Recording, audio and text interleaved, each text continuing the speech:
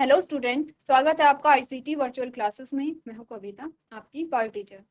उम्मीद करती हूँ आप सभी अच्छे होंगे और स्वस्थ होंगे। क्लास हम यहाँ पर डिस्कस कर रहे थे अपना 2019 का क्वेश्चन पेपर। इसमें आपने काफी सारे क्वेश्चन को डिस्कस कर लिया है, कुछ और क्वेश्चन हम यहाँ पर देखेंगे। तो देख लेते हैं आप कौन सा क्वेश्चन आप सॉल्व करने वाले थे। चलिए, अब बात कर रहे थे प्लांट ब्रीडिंग के बारे में। प्लांट ब्रीडिंग क्या होती है और प्लांट ब्रीडिंग के क्या क्या उद्देश्य होते हैं। तो हमने कहा था हमारा जो मुख्य उद्देश्य होता है वो दो चीजें होती हैं। आपने कहा था उन दो चीजों में क्या होता है कि आपका उत्पादन अच्छा हो और गुणवत्ता अच्छी हो। ठीक है, दो चीजों पे हम ध्यान देते हैं कि उत्पादन अच्छा हो, यानी कि उत्पादन में बढ़ोतरी हो, गुणवत्ता में सुधार आए, और जो प्लांट है वो इन्वायरमेंटल स्ट्रेस जो है उनको झेलने की स्थिति में आए। ठीक है, इसके अलावा हमने कहा कि अगर हम उत्पादन में वृद्धि कर रहे हैं तो उसके लिए हम कुछ प्रोसेस का यहाँ पर यूज करेंगे।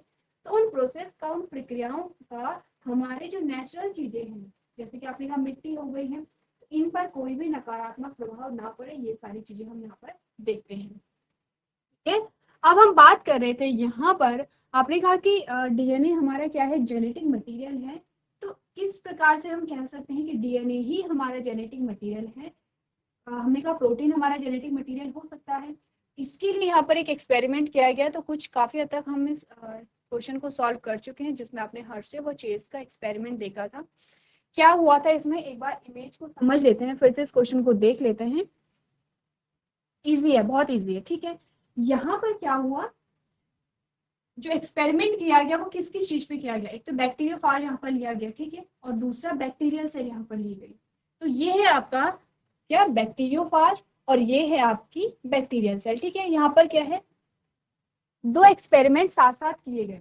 दो एक्सपेरिमेंट साथ साथ कैसे किए गए, ये देखने के लिए कि जो एक जनरेशन से दूसरी जनरेशन में पास हो रहा है, या एक सेल से दूसरी सेल में जो पास हो रहा है वो क्या था। क्योंकि हमने क्या बोला, जेनेटिक मटेरियल का मतलब क्या होता है, आनुवंशिक पदार्थ का मतलब क्या होता है कि जो क्या है, वंश दर वंश आगे बढ़ता चला जाए। आपने कहा कि एक पीढ़ी से दूसरी पीढ़ी में जो चीज ट्रांसफर हो रही है उसी को आप जेनेटिक मटेरियल या आनुवंशिक पदार्थ कहते हैं।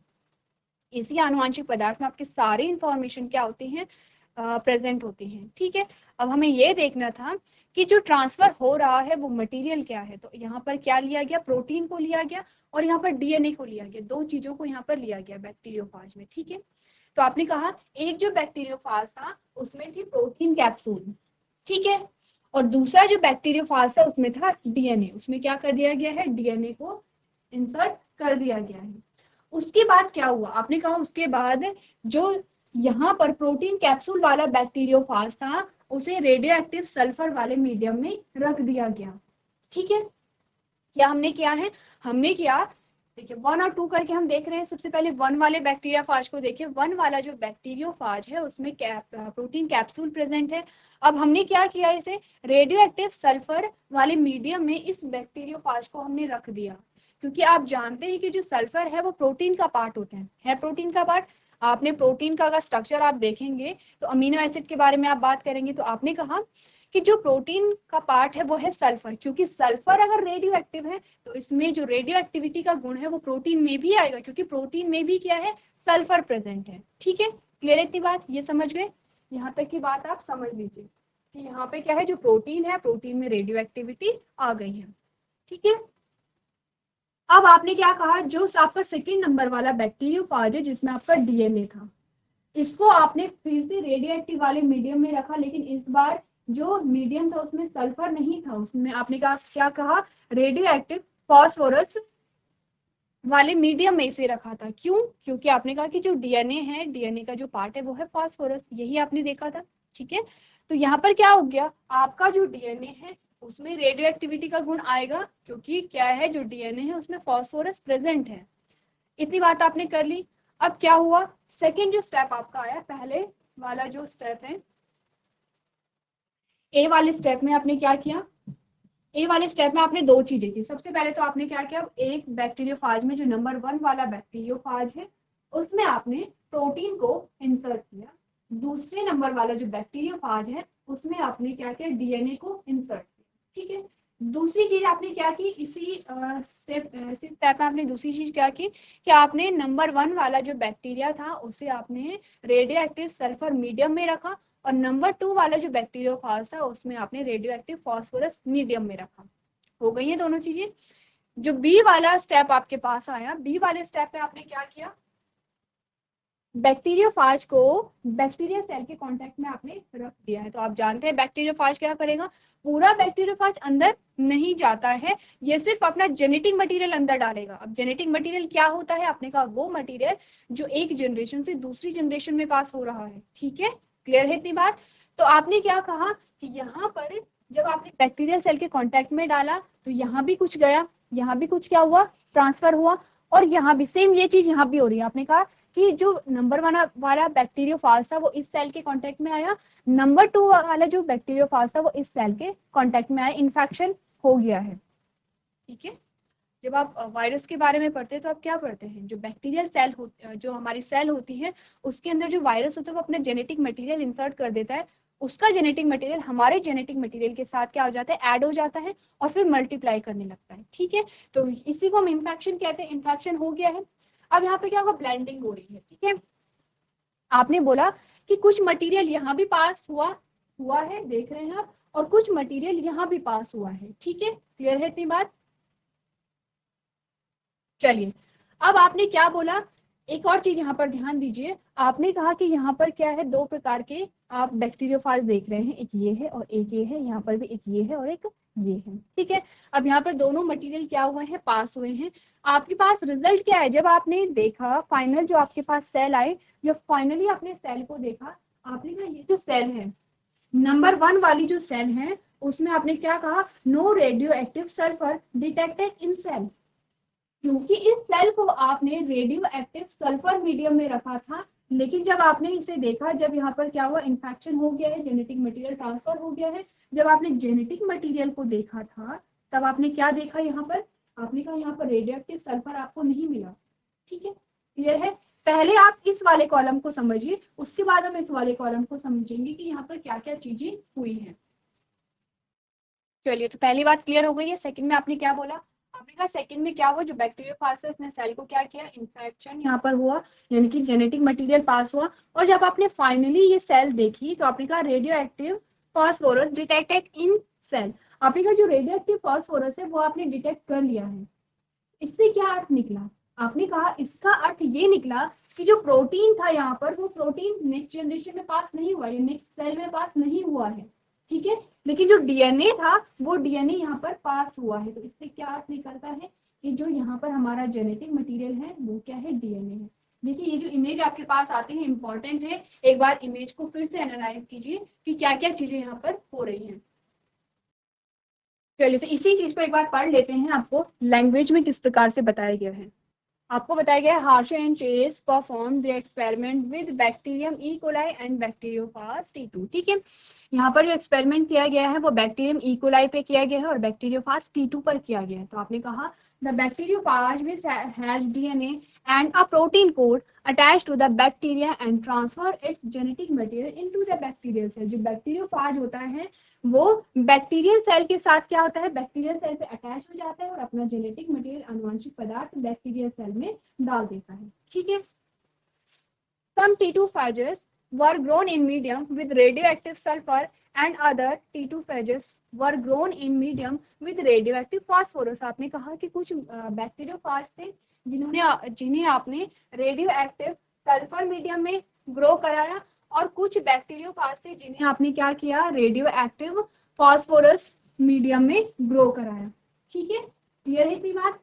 नेक्स्ट आपने क्या किया, the T2 in sulfur medium contain radioactive protein because the DNA does not contain sulfur, whereas the T2 phages in phosphorus medium contain radioactive DNA because the protein code does not contain phosphorus। अब देखिए हुआ क्या, आपको ये बोला गया है, जब आपने ये सारी चीजें पढ़ी तो आपने कहा कि जेनेटिक मटेरियल तो इस बैक्टीरियोफाज ने भी ट्रांसफर किया होगा और जेनेटिक मटेरियल इस बैक्टीरियोफाज ने भी ट्रांसफर किया होगा। बात है यहाँ पर रेडियो एक्टिविटी कहाँ देखने को आपको मिली है, तो आपको इस लाइन में क्या बताया गया है, आपको इस लाइन में बताया गया है कि ये वाला जो बैक्टीरियोफाज था यहाँ पर क्या था, जो सल्फर है, रेडियो एक्टिव सल्फर था। ठीक है, रेडियो एक्टिव सल्फर आपको देखने को मिलेगा इस बैक्टीरियोफाज में रेडियो एक्टिव फास्फोरस नहीं है, इतनी बात आप समझ लीजिए, ठीक है। देखिए एक बार फिर से देख लेते हैं, एक बार फिर से समझते हैं कि चीजें यहाँ पर क्या हो रही हैं, क्योंकि आपको जो यहाँ पर प्रूफ मिला है वो रेडियो एक्टिविटी के द्वारा मिला है। आपने कहा आपके पास है दो बैक्टीरियोफाज, दो बैक्टीरियल सेल आपके पास आते हैं, ठीक है। अब ये वाला जो बैक्टीरियोफाज था, इसमें इसे आपने कहा क्या, रेडियो एक्टिव सल्फर मीडियम में डाला है। इसका मतलब रेडियो एक्टिविटी यहाँ पर किस पे आएगी, प्रोटीन पे आएगी। रेडियो एक्टिविटी किस पे आई है, प्रोटीन पे आई है, ना कि डीएनए पे। आप कहेंगे नो रेडियो एक्टिव डीएनए। इस वाले बैक्टीरियोफाज में आपका रेडियो एक्टिव प्रोटीन होगा, लेकिन जो डीएनए है वो रेडियो एक्टिव नहीं है, ठीक है।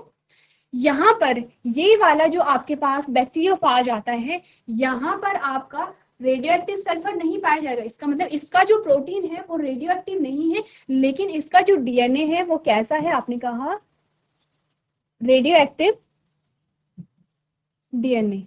कैसा है डीएनए, रेडियो एक्टिव है। सारा खेल किसका, रेडियो एक्टिविटी का ही है, जिससे आपको पता चलेगा कि कौन सा यहाँ पर जो जेनेटिक मटेरियल है वो ट्रांसफर हुआ है। समझिए इस बात को, यहाँ पर रेडियो एक्टिव सल्फर है, लेकिन रेडियो एक्टिव यहाँ पर फास्फोरस नहीं है। इसका मतलब रेडियो एक्टिव प्रोटीन होगा इस वाले में। नंबर 1 जो बैक्टीरियोफाज है उसमें रेडियो एक्टिव प्रोटीन होगा, लेकिन जो डीएनए है वो रेडियो एक्टिव नहीं है। इसमें जो सेकंड नंबर वाला बैक्टीरियोफाज है, इसमें रेडियो एक्टिव डीएनए है, लेकिन जो प्रोटीन है वो रेडियो एक्टिव नहीं है, ठीक है। अब हमें ये पता करना है कि इन दोनों में से रेडियो एक्टिव कौन होगा। जो भी रेडियो एक्टिव होगा वही हमारा जेनेटिक मटेरियल होगा। अगर ये वाली सेल रेडियो एक्टिव आपकी निकलती है, आपने कहा प्रोटीन हमारा जेनेटिक मटेरियल है। अगर ये वाली सेल आपकी रेडियो एक्टिव निकलती है, आपने कहा डीएनए हमारा जेनेटिक मटेरियल है। अब जब आपने प्रोसेस देखा, आपने कहा इन्फेक्शन हुआ है, यहाँ पर ब्लेंडिंग हो रही है, उसके बाद जब सेंट्रीफ्यूगेशन की गई है, तो आपने यहाँ पर क्या देखा, no radio active sulphur detected in cell. यहाँ पर ये जो सेल थी आपको रेडियो एक्टिविटी नहीं देखने को मिली, क्योंकि प्रोटीन तो ट्रांसफर हुआ ही नहीं है, ट्रांसफर तो डीएनए हुआ है। ये जो आपको थ्रेड दिखाई दे रहे हैं ये क्या है, डीएनए है, प्रोटीन नहीं है। तो प्रोटीन अगर ट्रांसफर ही नहीं हुआ है तो इस सेल में आपको रेडियो एक्टिविटी देखने को नहीं मिली। जब आपने दूसरी ये सेल देखी तो आपने कहा radio active phosphorus detected in cell. आपने कहा क्योंकि डीएनए रेडियो एक्टिव था, क्योंकि डीएनए ही ट्रांसफर हुआ है इस सेल में, तो इसीलिए इस सेल में रेडियो एक्टिविटी देखने को मिल रही है, और इसलिए हमारा जो डीएनए है वही ट्रांसफर होता है। प्रोटीन ट्रांसफर नहीं हुआ, बल्कि डीएनए ट्रांसफर हुआ है, ठीक है। समझे इस सेंटेंस को, इस लाइन को आप समझे। आप जो आपको 4th नंबर वाला कॉलम बताया गया है, इस वाले कॉलम को समझे। क्या बोला आपको, the T2 in sulfur medium contain radioactive protein, ठीक है, because DNA does not contain sulfur, whereas T2 phase in phosphorus medium contain radioactive DNA because the protein does not contain phosphorus। तो 4th number वाला column क्या कह रहा है कि जो T2 है, जो T2 है उसे सल्फर माध्यम में रेडियो एक्टिव प्रोटीन होता है, ठीक है। सल्फर जो मीडियम होगा, रेडियो एक्टिव सल्फर मीडियम होगा, वहां पर क्या होगा, रेडियो एक्टिव प्रोटीन होता है, क्योंकि डीएनए में सल्फर नहीं होता है। जो दूसरा बैक्टीरियोफाज आपके पास आया है वहां पर आपने कहा कि रेडियो एक्टिव फास्फोरस है, तो रेडियो एक्टिव डीएनए होगा, क्योंकि प्रोटीन में फास्फोरस नहीं होता है, ठीक है। यही चीज आपको बताई गई है। नेक्स्ट आपने क्या पढ़ा, आपने कहा the radioactive phases then attach. Simple सी चीज है कि रेडियो एक्टिव जो आपके बैक्टीरियोफाज थे वो ई कोलाई से अटैच हो गए हैं, इन्फेक्शन यहाँ पर हुआ है। Virus were separated by centrifugation, ठीक है। जो वायरस था अब सेंट्रीफ्यूगेशन के द्वारा वो अलग हो गया है। कैसे, देखिए कैसे हुआ है, ये इन्फेक्शन हुआ था, यहाँ पर अटैच हुआ था, अब ये जो बैक्टीरियोफाज है ये रिमूव हो गए हैं सेंट्रीफ्यूगेशन के द्वारा, ठीक है। क्लियर है इतनी बात। अब क्या होगा, आपने कहा था E coli infected by T2 phages which had radioactive DNA were also radioactive, indicating that DNA was the material that passed from the virus to the bacteria। जब सेल को देखा गया तो आपने नंबर 2 वाली सेल जब देखी तो वो रेडियो एक्टिव थी, क्योंकि आपने नंबर 2 वाली सेल में फास्फोरस, रेडियो एक्टिव फास्फोरस वाले मीडियम में रखा था, क्योंकि डीएनए क्या है, डीएनए का पार्ट क्या है, फास्फोरस है, इसीलिए डीएनए भी रेडियो एक्टिव हो गया था। आपने क्या बोला, क्योंकि जो नंबर 2 वाली सेल है, कौन सी, इस वाली सेल, क्योंकि नंबर 2 वाली जो सेल है वो रेडियो एक्टिव निकली आपकी, इसका मतलब क्या हुआ, इसका मतलब ये हुआ क्योंकि इसमें रेडियो एक्टिव क्या था, डीएनए था, इसका मतलब ये हुआ कि डीएनए ही आपका क्या है, जेनेटिक मटेरियल है। नेक्स्ट आपने क्या बात किया, आपने कहा the bacteria that had been infected by a virus with a radioactive protein code was not radioactive, that is the protein had not entered the bacteria, thus providing that DNA was the genetic material that is passed from virus to bacteria। Last वाली line क्या आपको बता रही है, आपने कहा जो bacteria रेडियोधर्मी प्रोटीन कोड के साथ वायरस से संक्रमित हुआ था वह रेडियोधर्मी नहीं था, यानी कि प्रोटीन ने बैक्टीरिया में प्रवेश किया ही नहीं। इस प्रकार यह साबित हुआ कि डीएनए ही क्या है, आनुवांशिक सामग्री है जो वायरस से बैक्टीरिया में ट्रांसफर हुई है। तो अब आपको ये चीजें समझ आ गई होंगी, ठीक है। एक बार अगर आप प्रोसेस को समझ जाते हैं, आप डायग्राम को समझ जाते हैं कि डायग्राम में क्या क्या चीजें हो रही हैं, तो उसके बाद लैंग्वेज आप खुद बना सकते हैं, ठीक है। तो एक बार पढ़िए और अच्छे से समझिए। चलिए तो नेक्स्ट क्वेश्चन यहाँ पर देख लेते हैं।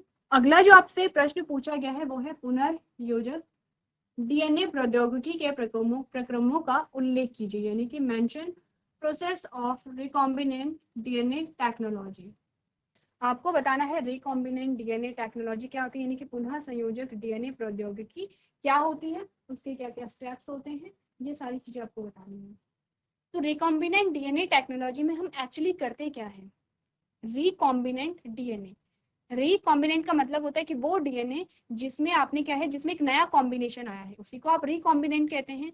यानी कि डीएनए में नया कॉम्बिनेशन अगर आप ऐड कर देते हैं तो आप कहते हैं ये है रिकॉम्बिनेंट डीएनए। अब डीएनए में नया कॉम्बिनेशन ऐड करने का क्या मतलब है, आपने कहा ये डीएनए है इस प्रकार से, ठीक है, इसमें आपने एक फॉरेन डीएनए ऐड कर दिया है। आपने क्या बोला, जब आपने इसमें एक फॉरेन डीएनए को ऐड कर दिया है तो आपने कहा कि यहाँ पर डीएनए की रिकॉम्बिनेशन हो गई है, यानी कि आपके पास जो एक नया कॉम्बिनेशन आ गया है डीएनए का। सेम यही चीज हम करते हैं। अब हम ऐसा क्यों कर रहे हैं, देखिए इसका रीजन क्या है। फॉर एग्जाम्पल आपने बोला कि आपको कोई क्या चाहिए, एक डिजायर्ड डीएनए चाहिए, डिजायर्ड जीन चाहिए, ठीक है, जीन ऑफ इंटरेस्ट जिसे आप कहते हैं, gene of interest. Gene of interest का मतलब होता है कि कोई कुछ ऐसे पर्टिकुलर जीन होते हैं जिनकी हमें आवश्यकता है। जैसे फॉर एग्जांपल आपने कहा कि जो डायबिटीज के जो पेशेंट्स होते हैं तो उनमें इंसुलिन के इंजेक्शन आप डालते हैं। क्यों होती है डायबिटीज, आपने कहा इंसुलिन की कमी हो जाती है। इंसुलिन की कमी हो जाती है तो आपके ब्लड में जो शुगर लेवल है वो इंक्रीज हो जाता है, इनहांस हो जाता है, क्योंकि जो इंसुलिन है वो आपके ब्लड शुगर लेवल को कंट्रोल करता है। जो एक्स्ट्रा शुगर होता है या जो एक्स्ट्रा ग्लूकोज होता है उसे क्या करता है, वो स्टोर करता है, संग्रह करता है, ठीक है। इंसुलिन की कमी हो गई, ब्लड शुगर लेवल बढ़ गया, आपको डायबिटीज यानी किसी व्यक्ति को डायबिटीज हो जाती है। अब उसके उपचार के लिए उसे इंसुलिन के इंजेक्शन दिए जाते हैं। तो क्या है, इंसुलिन के इंजेक्शन जब दिए जाते हैं तो क्या करना पड़ेगा, इंसुलिन को हमें क्या करना पड़ेगा, कल्चर करना पड़ेगा, ठीक है। तो इंसुलिन का प्रोडक्शन हमें करना पड़ेगा, उसके लिए हम क्या करेंगे, हमने कहा हम इंसुलिन के जीन को निकालेंगे, ठीक है। इंसुलिन के जीन को निकाल करके उस जीन को फिर कल्चर करेंगे और उस एक जीन से बहुत सारी कॉपी हम बनाएंगे और हमारे पास सफिशिएंट जो इंसुलिन है वो बन जाएगा, ठीक है। समझ आया हमने क्या बोला, हमने बोला हमें थी इंसुलिन की आवश्यकता, ठीक है, इंसुलिन की आवश्यकता थी, इंसुलिन के लिए भी एक जीन रिस्पॉन्सिबल है। तो आपने क्या बोला कि हमारे पास एक ही जीन है इंसुलिन का, क्यों ना इससे हम क्या करें, यहाँ पर बहुत सारी कॉपी बना दें, ठीक है। एक से हम बहुत सारी कॉपी बनाते हैं, इसके लिए आपने एक प्रोसेस पढ़ी थी, कौन सी थी, पीसीआर। पीसीआर पढ़ा था आपने, और पीसीआर में आपने क्या पढ़ा था कि डीएनए का एक छोटा सा फ्रेगमेंट, डीएनए का छोटा सा पार्ट आपने लिया और उससे मिलियंस कॉपी बना दी। तो यही रीजन है, आपने कहा आपने इंसुलिन का एक जीन लिया, ठीक है, छोटा सा एक पार्ट लिया जीन का, और उस जीन से आपने क्या किया, पीसीआर के द्वारा बहुत सारी कॉपी बना दी है, तो आपके पास बहुत सारे इंसुलिन वहां पर आ गए हैं, ठीक है। तो पीसीआर फुल फॉर्म क्या होती है, polymerase chain reaction. Polymerase chain reaction का भी क्वेश्चन आपने सॉल्व किया था, किस प्रकार से की जाती है। पॉलीमरेज चेन रिएक्शन के लिए आपको क्या करना पड़ता है, रिकॉम्बिनेंट डीएनए टेक्नोलॉजी को फॉलो करना पड़ता है। इसमें हम करते क्या है, इसमें हमने कहा कि आप क्या कर रहे हैं, जो जीन है, यहाँ पर जो जीन है उसे आप कल्चर तो करा रहे हैं, लेकिन कहीं ना कहीं से तो आपको इस जीन को निकालना पड़ेगा। आप किसी जीन या किसी डीएनए, देखिए कंफ्यूज नहीं करेंगे, कभी हम जीन कह रहे हैं कभी डीएनए कह रहे हैं। जीन क्या है, पार्ट ऑफ डीएनए है, ठीक है, पार्ट ऑफ डीएनए है जीन, ये आप अच्छे से जानते हैं। आपने कहा आपने डीएनए की कॉपी बनानी है, आपने पीसीआर करना है, अपने डीएनए की कॉपी बनानी है, लेकिन आपको डीएनए को कहीं से निकालना तो पड़ेगा। आप डीएनए को निकालेंगे तो आपको उस पर्टिकुलर जीन को, उस जीन ऑफ इंटरेस्ट को आपको सेपरेट तो करना पड़ेगा वहां पर। तो ये जो प्रोसेस होती है ये किसके अंतर्गत आती है? रिकॉम्बिनेंट डीएनए टेक्नोलॉजी के अंतर्गत आती है कि आपने क्या किया, डीएनए को निकाला, किसी भी ऑर्गेनिज्म से आपने डीएनए को निकाला, उसके बाद आपने क्या की, अपने जीन ऑफ इंटरेस्ट को निकाला। अपने जीन ऑफ इंटरेस्ट को निकालने के बाद अब आप क्या करेंगे, ट्रांसफर करेंगे, उसे कल्चर कराएंगे और उसके बाद उसका यूज करेंगे, यानी कि प्रोडक्ट को आप वहां पर यूज करेंगे। ये सारी चीजें आती है रिकॉम्बिनेंट डीएनए टेक्नोलॉजी के अंदर। तो आप एक एग्जाम्पल को मान के चलिए, आप इंसुलिन को लेकर के चलिए, आपको सारी चीजें यहाँ पर क्लियर हो जाएंगी। हमें क्या है, हमें इंसुलिन की आवश्यकता है, हमें इंसुलिन के बहुत सारे कॉपी यहाँ पर बनानी है, इंसुलिन के जीन को हमें बनाना है, ठीक है।